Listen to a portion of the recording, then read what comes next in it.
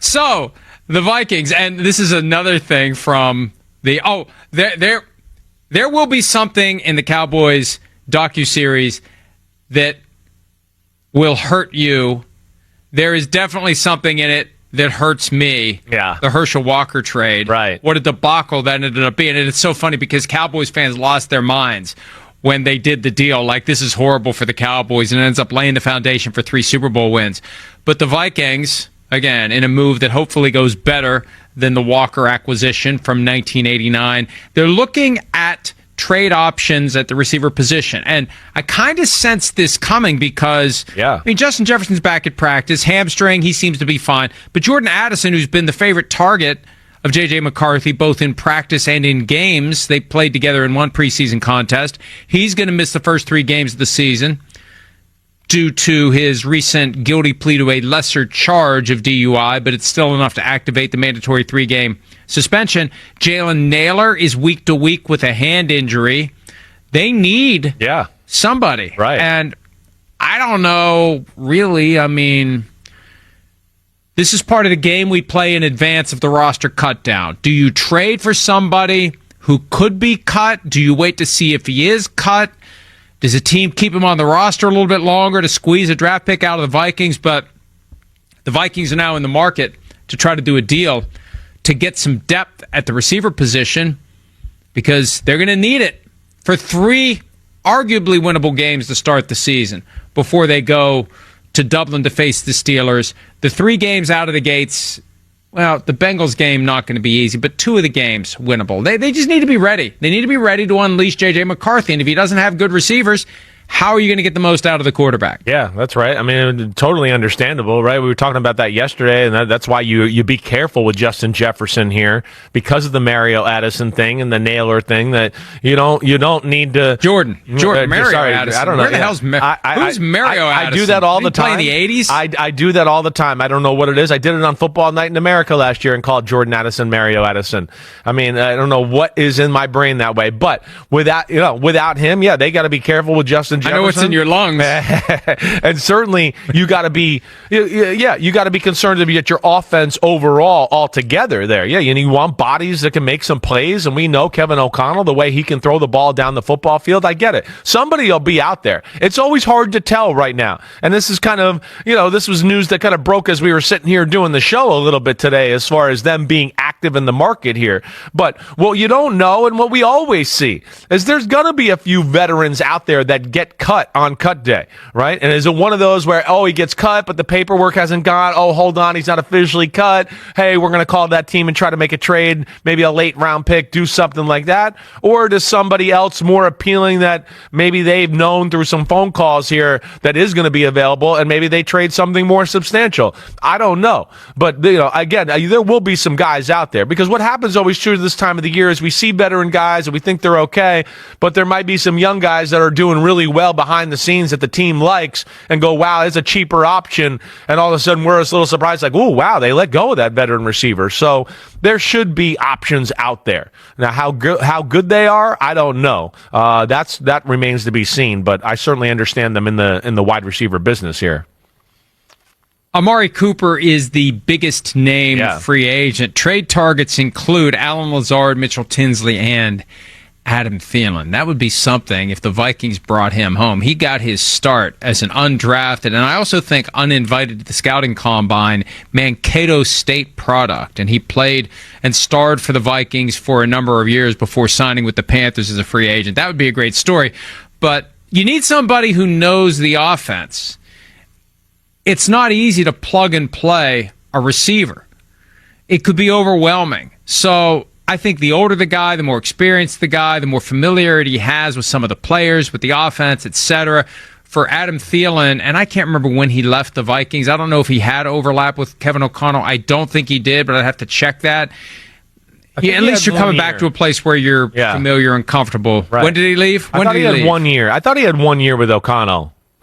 So 2022. Okay, he did have 1 year with Kevin O'Connell. Right. Yeah, 1 year with Kevin O'Connell. Yeah. First year they went to the playoffs and lost to the Giants. But do they make a move here like right away? Like we just saw the Eagles do with John Mechie down in Houston Texans, right? There's teams there there's a few teams out there that I think have a plethora of receivers to where, if you do your due diligence here, and I will after the show, to look at it and go, let me see here. Who's got some guys that are expendable? And do you make that move now, or do you wait towards, cuts on Tuesday like you talked about? That's what they got to figure out. But, I know we didn't hit on it, but again, the Eagles ahead of the game there making a move when they need to. And one of the factors in a situation like this, there may be a guy out there they really liked in a draft that maybe it hasn't worked out wherever he is, and that could be a guy they try to pluck him. They don't tell the world, hey, these are the guys we like that we didn't draft. So that's one of the benefits of doing a full and complete workup prior to the draft. You keep that information for later in the guy's career, and that may help you draw or avoid whoever it is that you may be thinking about when the opportunity to trade comes up. Let's get right to the site. Welcome to the men who called this game, Charles Davis and Jason McCourty, who join us from Nashville, where the Titans get the win in their final preseason game. Cameron Ward, the number 1 pick, played in all 3 preseason games. He failed to throw a touchdown. His completion percentage, less than 53%. Charles, what's your takeaway from his preseason performance?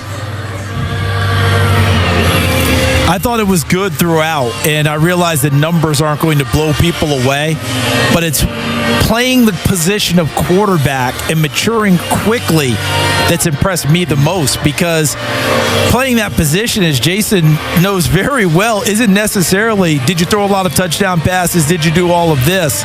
He's going to have those days. Yeah. But he finished the entire preseason not turning the ball over, which is very unusual for a rookie quarterback. He's got a great sense to understand when to take a sack, get out of bounds, throw the ball away.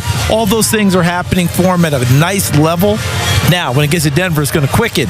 But I really think that overall, it's a nice start for him. I would agree, and you talked about not having a turnover, but I think with that, he also attempted to drive the ball down the field. He made some big plays with his arm. So I think you're going to continue to see the maturation of Cam Ward. But if you're a Tennessee Titans fan, you're extremely happy about what you've seen and what you've heard from Cam Ward as a quarterback and as a leader.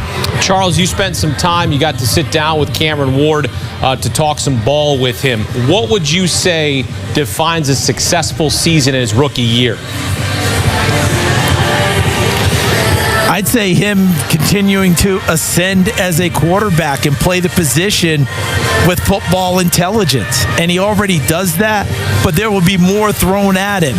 Watching how he goes through the season, Jason mentioned, hey, he's not afraid to push it downfield, but also watching how he rides that line of, do I push it downfield? Do I check it down?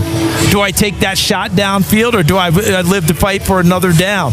All of those things. And how does he comport himself if Tennessee goes through a stretch where they lose 3, 4, 5 games in a row, in case that happens? How is the team going to look at him? Because they will look at him to know, what's our barometer? How should we be acting in the locker room? It's a lot to pile on the shoulders of a rookie quarterback, but that's what you get when you're the number 1 overall pick. And I do think, Jason, that he will handle himself quite well. I do too. And the first test with Vance Joseph in that defense, it's an aggressive one. He's going to be blitzed. Yes. He's going to have to do a lot of things post-snap, and with that defense moving all around. So success for him is, like you said, you got to be able to recognize those and not ride the wave of an NFL season, of the ups and the downs, of just continue to show the guys, not only in that locker room, but also the brass around this Tennessee Titans organization, that you got the right guy for the job. And I'm going to continue to grow as the roster around me does. Jason, you started your career in Tennessee with the Titans. Cameron Ward described the offense as very mid during training camp, which is what the kids say, 6'7". That's a shout out to my kids. How would you describe the Tennessee offense right now? Exactly. How would you describe the Tennessee offense right now heading into the regular season?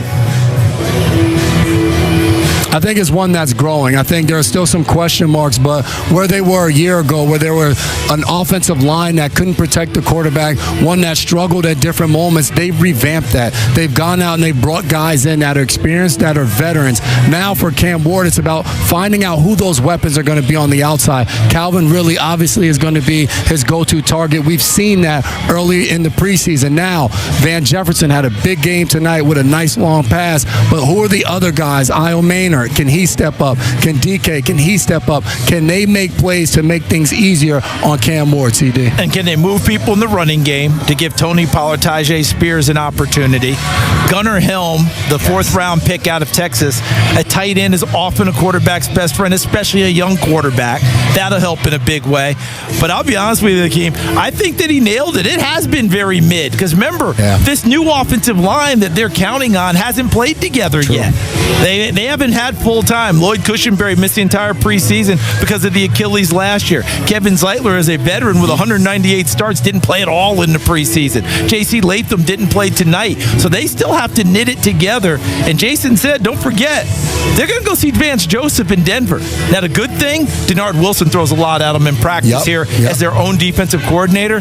But, boy, the speed's going to be on warp speed when they get into that altitude in Denver. Let's see how that comes together, because I think he's right. They are very mid right now.